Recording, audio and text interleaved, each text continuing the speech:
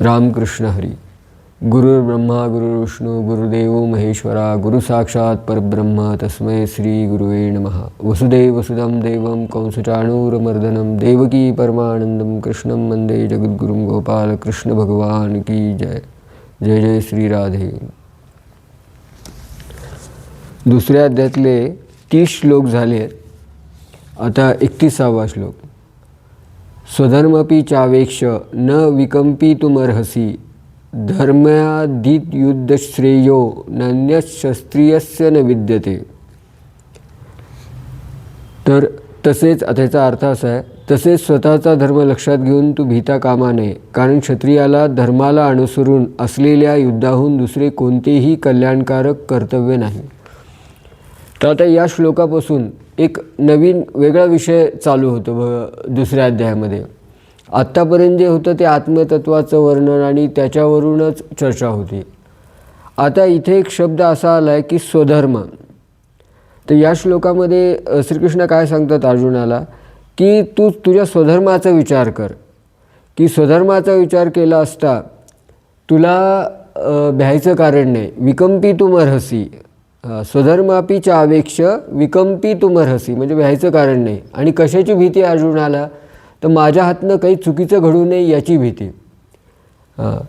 धर्मविद युद्धक्षेयो नान्यशस्त्रीयस्य न विद्यते म्हणजे या युद्धासारखं युद्ध करण्यासारखं कल्याणकारक दुसरं क्षत्रियाला काही नाही. म्हणजे क्षत्रिय धर्म जो आहे तो युद्ध करण्यास सांगतो आणि जे नीतीनं युद्ध आहे, जे धर्माचं युद्ध आहे असं युद्ध करण्यास सांगतो आणि याच्याशिवाय दुसरं कल्याणकारक काही नाही. तर आता इथं अर्जुनाला हा जो शब्द वापरला स्वधर्म, तर हा शब्द भगवद्गीतेमध्ये फार महत्त्वाचा आहे. तर दोनदा आताही इथं दुसऱ्या अध्यायाच्या 31व्या श्लोकापासून आलेला आहे, पुन्हा त्यानंतर 3ऱ्या अध्यायात आला आहे, पुन्हा 18व्या अध्यायात आला आहे.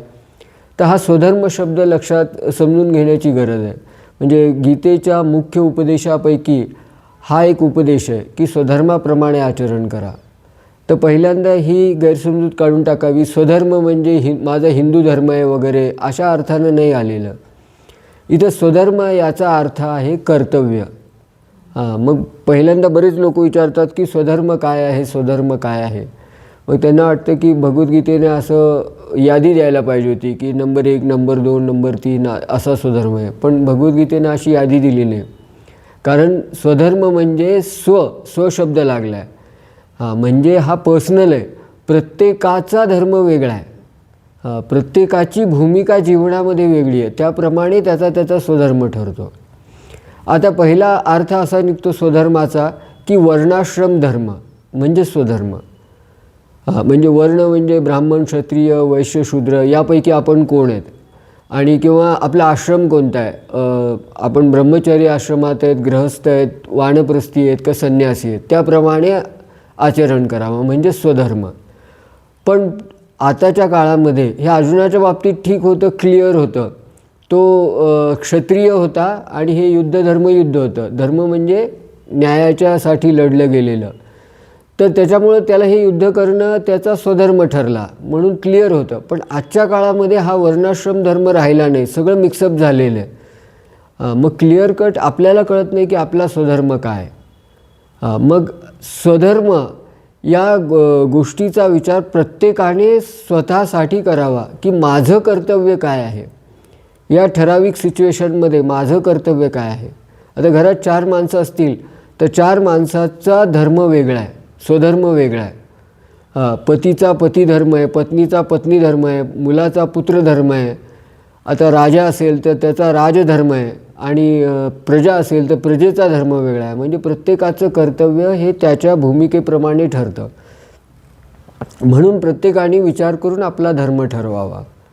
आणि अजून जर सोपं करायचं असेल तर स्वधर्म म्हणजे जे उचित आहे, विहित आहे आणि आपल्या हातात आहे म्हणजे आपल्या सामर्थ्यात आहे ती गोष्ट करणे म्हणजे कर्तव्य करणे, हे स्वधर्म करणे. म्हणजे एखादी गोष्ट विहित आहे, हे उचित आहे पण मला विहित नाही, विहित म्हणजे असाईन, तर ते कर्तव्य ठरत नाही. किंवा एखादी गोष्ट उचित आहे, विहित पण आहे, पण माझ्या सामर्थ्याच्या बाहेर आहे, तरी ती कर्तव्य ठरत नाही. मग जे आपल्या हातात आहे आणि जे उचित आहे आणि विहित आहे म्हणजे आपल्याला सांगितलं आहे, तर तो ठरतो स्वधर्म.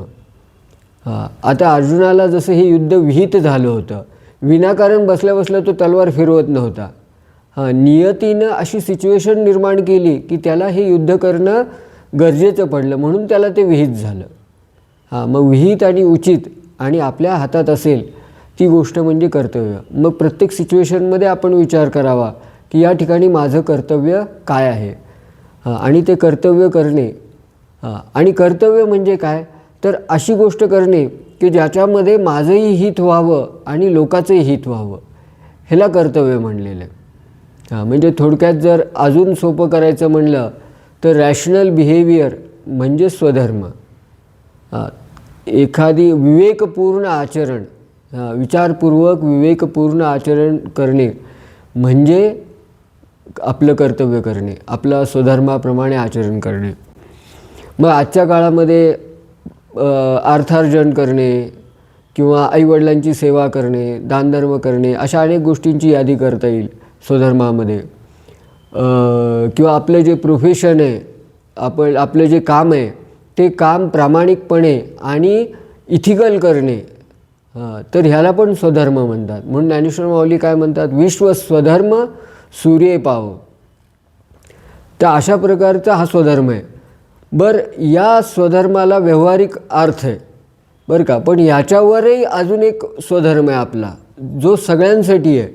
तो म्हणजे स्वतःचा उद्धार करणे, कल्याण करणे. आपल्याला मनुष्यजन्म मिळाला आहे तो असाच वाया घालवण्यासाठी नाही किंवा एन्जॉयमेंट करण्यासाठी नाही आहे. मनुष्यजन्म मिळाला आहे तो कायमचं दुःखातून मुक्त होण्यासाठी, आपला उद्धार करण्यासाठी, आपलं कल्याण करून घेण्यासाठी मिळालेलं आहे, भगवत प्राप्ती करण्यासाठी. मग ते करणं आपलं आद्य कर्तव्य आहे. मग नामस्मरण करणं आणि योग्य आचरण करणं हे आपलं आद्य कर्तव्य आहे, ज्याच्याने आपला उद्धार होईल. आता खरं पाहिलं तर नामचिंतन करणं, भगवत चिंतन करणं हे प्रेमाचे लक्षण आहे. म्हणजे आपण प्रेमयुक्त अंतःकरणाने करायला पाहिजे. पण ज्या लोकांना अजून भगवत चिंतनामध्ये गोडी निर्माण नाही झाली, ज्यांना अजून भगवंताबद्दल प्रेम नाही निर्माण झालं, त्यांनी भगवत चिंतन करणे, नामस्मरण करणे आपलं कर्तव्य समजावं आणि हा स्वधर्म समजून ते काम करावं. कारण हा स्वधर्म म्हणजे भागवत धर्म आहे. भागवत धर्म म्हणजे भक्ताचा धर्म, भक्ताने कसं वागावं. तर स्वतःचा उद्धार करणे हे स्वतःवर केलेले सर्वात मोठे उपकार आहेत. मग पहिलं कर्तव्य ते आहे. आणि त्यानंतर कर्तव्य येतं व्यवहारामध्ये, लोकांप्रती असलेलं आपलं कर्तव्य. मग आपण आपलं जर कर्तव्य केलं तर पुढच्याला त्याचा हक्क मिळतो. मी माझं नवरा म्हणून माझं कर्तव्य केलं तर माझ्या बायकोला तिचा हक्क मिळेल, अधिकार मिळेल. आणि बायकोनं जर तिचं पत्नी म्हणून कर्तव्य स्वीकारलं तर नवरा म्हणून मला माझा हक्क मिळेल. म्हणून विश्व स्वधर्म सूर्ये पाहो, असं जर प्रत्येकजण आपल्या कर्तव्याचा विचार करून वागायला लागलं, स्वधर्माचा, तर जगात कुठंच काही प्रॉब्लेम राहणार नाही आणि ज्याला जे पाहिजे ते मिळेल. जो जे वांछील तो ते लाहो, असं होईल. पण आजचं जग कसं आहे की कर्तव्याची भाषा कोणीच करत नाही, सगळेजण अधिकाराची भाषा करतात. मला हक्क आहे, मला हे मिळायला पाहिजे, मला ते मिळायला पाहिजे, आणि तुझं काय कर्तव्य आहे म्हणलं तर माझ्यावर बंधनं घालता का, तुम्ही मला कोण सांगणार आहे, ही भाषा येते. मग पहिल्यांदा आपण आपलं कर्तव्य ठरवावं. भगवद्गीता म्हणते अर्जुनाला, तू तुझ्या स्वधर्माप्रमाणे वाग. आता खरं पाहिलं तर अर्जुनाला युद्धाला तयार करायचं होतं श्रीकृष्णाला.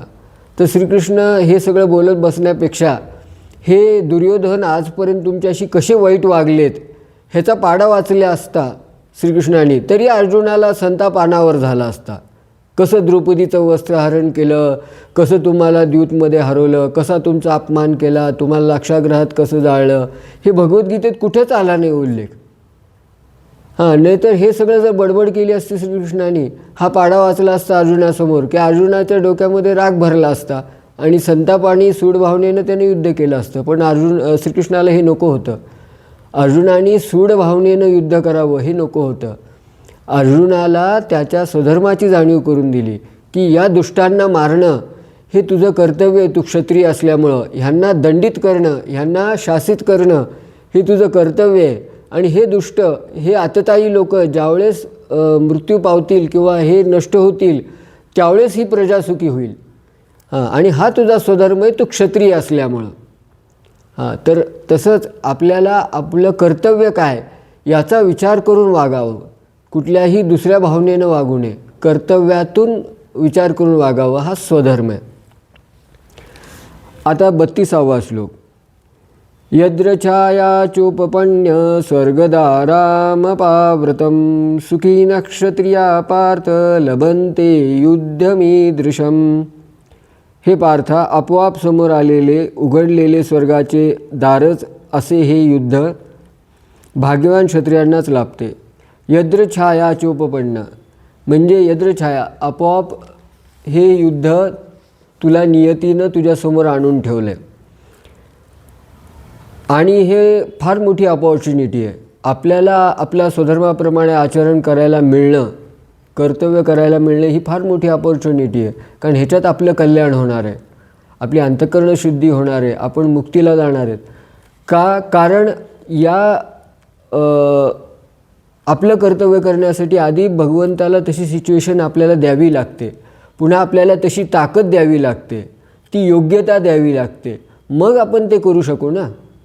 म्हणून तुला हे युद्ध मिळाले करायला, तर असं फार भाग्यवान क्षत्रियांना मिळतं असं धर्मयुद्ध करायला मिळणं. तर तुझ्यासाठी हे स्वर्गाचं दार ओपन झाल्यासारखं आहे, दार उघडल्यासारखं आहे असं ते कृष्ण अर्जुनाला समजून सांगतात. आता 33वा श्लोक.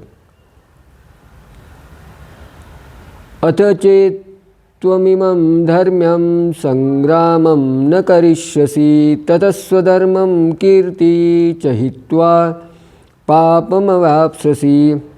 परंतु जर तू हे धर्मयुक्त युद्ध केले नाहीस तर स्वधर्म आणि कीर्ती गमावून पापाला जवळ करशील. तर पुन्हा अर्जुन कृष्ण काय म्हणतात, या युद्धाला धर्मयुद्ध म्हणतात. तर धर्मयुद्ध ह्याचा अर्थ काय माहिती का? कुठल्याही स्वार्थापोटी न केलेलं युद्ध. बरं का, संघर्ष 2 प्रकारे असतो. संघर्ष स्वार्थासाठी केलेला, आता मला जगायचं आहे, मला पैसे पाहिजेत, मला राज्य पाहिजे म्हणून केलेलं संघर्ष वेगळा, आणि जगत कल्याणाच्या उद्देशाने काही कार्य करायला जाताना निर्माण झालेला संघर्ष वेगळा. तर हे युद्ध हे नीतिमत्ता, सत्य आणि न्याय याच्यासाठी लढलं चाललेलं आहे. म्हणजे जगत कल्याणाच्या उद्देशाने लढलं चाललं आहे ना, की फक्त पांडवांना त्यांना रिवेंज घ्यायचा आहे किंवा सूड उगवायचा आहे किंवा पांडवांना तेवढं ते काहीतरी राज्य मिळवायचं आहे म्हणून नाही आहे, जे पहिल्या अध्यायात अर्जुन म्हणत होता. तर त्याच्यासाठी हे युद्ध नाही आहे, हे युद्ध धर्मयुद्ध आहे. म्हणजे सत्य काय आहे, धर्म काय आहे, नीती काय आहे, हेचं रक्षण करण्यासाठी हे युद्ध आहे. म्हणून या युद्धामध्ये श्रीकृष्ण आहेत. म्हणून हे बॅटल महत्त्वाचं आहे. मग अर्जुनाला सांगतात की अरे बाप, तू क्षत्रिय आहेस आणि असं धर्मयुद्ध जर तू सोडून जाशील, संग्रामम न करिष्यसी, हे सोडून जाशील तर नुकसान काय होईल याचा विचार कर. तर स्वधर्म तर जाईलच तुझ्या हातनं, की तू स्वधर्माचं आचरण न केल्याचा दोष लागेल. आणि स्वधर्माचा आचरण न केल्याचा दोष एवढा मोठा आहे, कर्तव्य न करण्याचा दोष, की सर्व दोषापेक्षाही मोठा दोष आहे तो. तर आणि अपकीर्ती पण होईल, तुझी कीर्ती पण नष्ट होईल, तुझा जो नावलौकिक आहे तो पण नष्ट होईल आणि याचं तुला पाप लागेल. मग याचा तो विचार कर. आणि इथं एक स्वधर्म न करण्याचा एक दोष आहे बरं का, फार मोठा. तर कृष्ण म्हणतात की एक असा हा दोष आहे की या दोषामागं सगळे दोष येऊन बसतील. एखाद्या माणसाने आपला जर स्वधर्म सोडला तर त्याच्या सगळे पापं त्याच्या मागं आले, सगळे दोष त्याच्या मागं आले. मग पहिलं का माणसाचं कर्तव्य की स्वधर्माप्रमाणे आचरण करणे, आणि कीर्ती पण अपकीर्ती पण होईल. मनुष्य जर स्वधर्माप्रमाणे आचरण करत असेल तर त्याचा नावलौकिक पण होतो, त्याला हवं ती वस्तू पण मिळते आणि त्याचं कल्याण पण होतं, त्याची सद्गती पण होते. आणि जर त्यानं स्वधर्म सोडला तर सगळे दोष येऊन त्याला धरतात, सगळे पाप येऊन धरतात. म्हणून स्वधर्माप्रमाणे आचरण करणं मस्ट आहे की स्वधर्म हा सर्वथा त्याज्य नव्हे. मग आपण नेहमी विचार केला पाहिजे की या ठिकाणी माझं काय कर्तव्य आहे आणि त्याप्रमाणे आचरण केलं पाहिजे. आता कीर्ती हा शब्द वापरला की तुझी अपकीर्ती होईल किंवा कीर्तीचा विषय आला, तर आता हा एक प्रश्न येतो की माणसानं कीर्तीसाठी काम करावं का, की आपलं नावलौकिक व्हावा म्हणून. हा एक प्रश्न आहे. पण ह्या प्रश्नाचं उत्तर आपण पुढच्या व्हिडिओमध्ये बघू. कृष्णार्पणमस्तु.